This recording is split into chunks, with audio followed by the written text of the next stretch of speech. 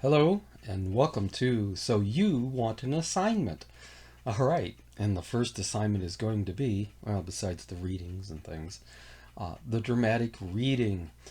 Now, on the calendar that I provided you, I said that the first speech, I like calling them presentations. The first presentation is due by February 12th. I have decided to extend that to February 14th, which is Sunday. All right, to give you just a little bit more time to get these things in. I'll talk about how to record them and submit them towards the end of this presentation. So this first assignment, this first presentation, as you already know, is the dramatic reading. And the dramatic reading is just that. You are going to pick something that you want to read. And again, I'm getting ahead of myself here. Here's the basics. Let me make sure I get that for you first. Okay, the basics are that you will make a presentation that's between 2 and 4 minutes long. That's the target time. And then you will also be reading from, I call it a script, and again, I'll talk about that more in just a moment. But the target time, the 2 to 4 minutes, is the time assigned for this presentation. Once again, I talked about this in one of the first video lectures. Target time is really important. Many speakers tend to ignore that. As I mentioned, I actually taught Latin. I have a minor in Latin, of all things. But when I have read about some of the famous Roman speakers, orators as they're called, for example, Cicero, who lived about the same time as Julius Caesar, lived at the same time as Julius Caesar, and he would get up and give speeches, and these speeches could last for hours. Now, I don't know how anybody could sit through these things. And as I've also mentioned, many of you may have been at presentations or speeches where you thought you were going to be there for 10 or 15 minutes and the speaker goes on and on and on and on. In other words, they have no concept of target time. So this is an important part of the assignment, the target time, the 2 to 4 minutes. I'm much more concerned that you meet the minimum target time, that you get 2 minutes of speaking in here, that you get the minimum target time, and rather than worrying about hitting 4 minutes exactly. In fact, if you find something you want to read that's a bit over 4 minutes, not like 8 or 10 minutes, that's well beyond the target time. But if you find something you really want to read and it's 4.5 minutes long, more or less, or something like that, I'm not going to penalize anybody for going over 10, 20, 30 seconds, something like that. But again, if it goes much beyond that, then yes, you have exceeded the target time. But you need to at least get to that 2 minutes.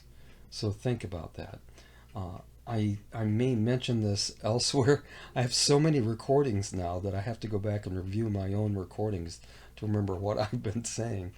But you can even combine readings. Like if you have 2 short poems that make up 2.5 or 3 minutes, do that. That's all right. But again, I'll come back to that, and I'm going to give you some very specific examples. Again, my notes are over here, so I have to look at them. So remember that target time 2 to 4 minutes, and you must do your very best to meet that 2-minute minimum. All right. So you're thinking, oh my God, I don't think I can remember something. I can't memorize something that's 3 minutes long. No, there is no, hear me again, there is no memorization required for this presentation. In fact, I don't want you to memorize anything. I've had students in the past that just absolutely insisted on memorizing anyway, and it was a lot more work than they needed to go to. Plus, Part of the reason for this particular exercise, this assignment, is to learn to work with words in front of you.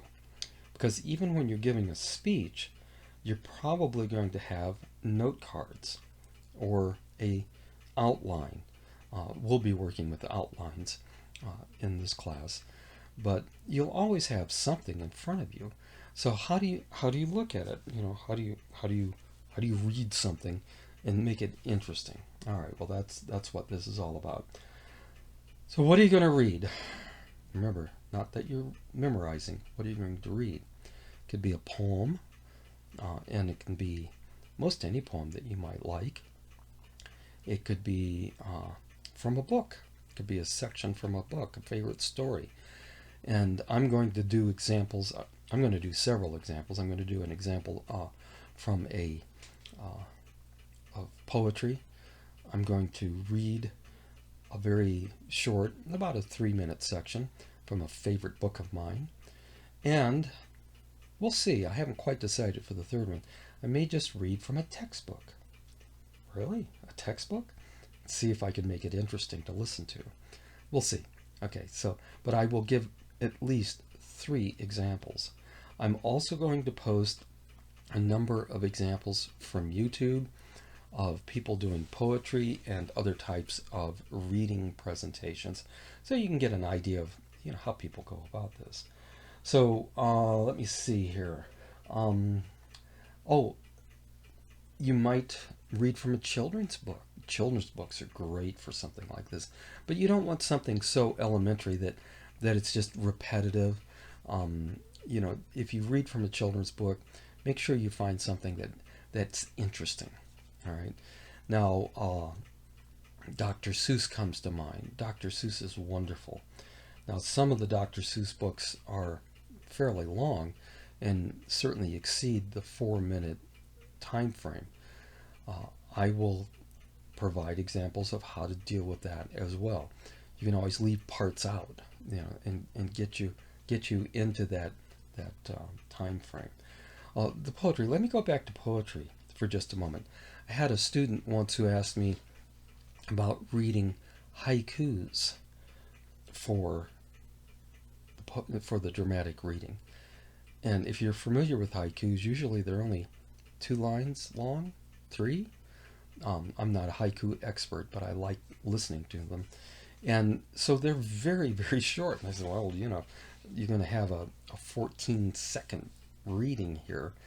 And so he gathered a number of haikus, and he grouped them into 2 sections. One, I believe, was on nature, and I've forgotten what the second section was. And so he did these haikus and then broke and said, now I'm going to read the second section of haikus. And he got someplace close to the 4 minutes in there. It was wonderful. So again, you can combine things if you want, and you can be creative. I hope you can enjoy this little presentation. In many ways, I think this is the most enjoyable of the presentations that we do, because you can have some fun with it. I had someone read the first chapter of the Old Testament book Genesis. Did a fabulous job. So, there are no restrictions on what you might want to read. The one thing I ask is that you, again, make sure it's appropriate for a classroom setting. Yes, I know we're not in a classroom, but pretend you are. Make it appropriate for a classroom setting, and pick something that you enjoy. That's the key to it. Now, in the video lecture that you're going to see that's posted along with this, I also talk about where you might go to find some poetry if you just can't think of anything. I'll tell you here, you're going to see it again in the lecture, and it pops up several places. Anyway, it's a website called the Poetry Foundation, and you can find almost anything there. And if you don't have anything in particular in mind, then you can browse by subject, by category, by author, whatever you might want to do. So it shouldn't be too tough. And I'll mention this now. and it's in the announcement, the written announcement as well. You must send me an email telling me what you're going to read. It's not that I'm approving it, although if I think that, there might be some issues, I'll let you know, but rarely, rarely ever has that happened. But I just want to know ahead of time what you will be reading. And you can refer back to the email as to when that's due and all of that. All right, so what's the point of all this? Well, first of all, this particular presentation gives you a chance to practice some of the things I've been talking about in those first couple of lectures. Breathing, for example, pacing yourself. I hope even as you listen to me speaking right now, you realize that I physically, you notice when I take a breath? I just did. All right. I take pauses. Why do I take pauses? It helps emphasize what I'm talking about. It helps your listeners kind of regroup and keep up with you. If you read too fast or speak too fast, don't take pauses. People are going to go, what's going on? So, breathing, that's, pacing, pronunciation, all of these. And again, in my video lecture, I go over all this stuff. But this is all an important part of this presentation. And again, it'll be Thursday, I will post my dramatic reading examples along with some YouTube examples. And I think you're going to see very quickly and hear very quickly how people use pacing, breathing, pausing, all of this to make for a fun and sometimes dramatic presentation. I also want this exercise to be a chance for you to think again about my 3 rules of public speaking. What are they? Well, let me look at my notes. No, wait a minute. I made them up. I can remember them. All right. The first one, rule number 1, never apologize. So if you make a mistake while you're reading, you're going to stop and say, oop, sorry. Of course not. I mean, how many of you out there play a musical instrument? Put your hands up. I see a few hands. Okay. Or if you've ever been to a concert, if a musician makes a mistake, they don't stop and say, let me try that again. No, of course not. So that's apologizing. All right. Never assume anything. You think, I'm just going to read. What am I supposed to, how can I assume anything? Well, I'll talk about that. For example, if, one of the pieces that I'm going to read is from a book called The Time Machine. All right, so if I just say, well, now I'm going to read from The Time Machine, I'm breaking rule number 2. I need to tell you who wrote it. You always tell us who wrote it. Today I'm going to read a little bit from The Time Machine by H.G. Wells. Okay, and you're going to hear me do this example again. All right, I could be even a little bit more specific, I think, and be very helpful. Hello, today I'm going to read a short passage from The Time Machine by H.G. Wells, written in 1895. It's often recognized as the first great science fiction story. What did I just do? I set the stage a little bit, didn't I? I didn't assume you know who H.G. Wells is, or that, oh my God, it's science fiction. And by saying 1895, it gives you kind of an idea of what it might be like compared to, say, a science fiction story that was published last year. Right? So I'm not breaking rule number 2. And then rule number 3, that's right, I heard someone say it, slow down. Slow down. And boy, that's what I want you to practice. Now, I don't want you to end up reading like this. But again, pacing yourself, breathing, slow down. For one thing, slowing down helps really get rid of a lot of the anxiety of speaking. So that's, in a nutshell, what this little presentation is all about. Now, in my video lectures, I talk about the script and I've already recorded those, and I've been thinking about this. Uh, when we do this presentation in the classroom, I always have people prepare what I call a script. It's the text of whatever you're reading. Print it out on a sheet of paper. You can make notes on it, do whatever you want.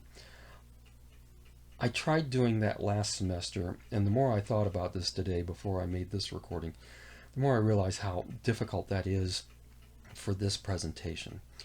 You're welcome to use whatever you want. You can actually read from a book if you prefer.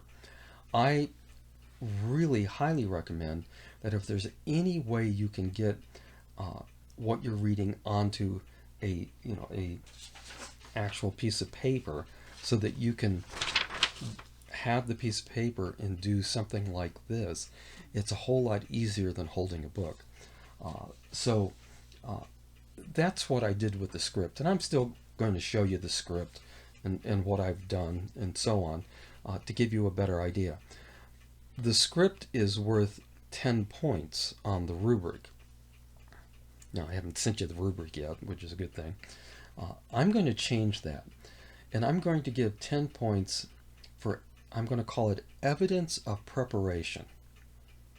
Can you pronounce the words? Do you appear comfortable? Are you fumbling around with whatever you're using to read from, the children's book, the Bible, whatever it might be? So you won't have to send me an actual script. Again, I'll talk more about the preparation of a script, but you won't have to send it to me. As I said, the more I thought about it, it really is awkward. Now, how are you going to get the presentation to me? Well, the two best ways to do this that I found last semester is one, record yourself using your phone, an iPad or tablet, a computer. The computer is obviously, I think, the best choice.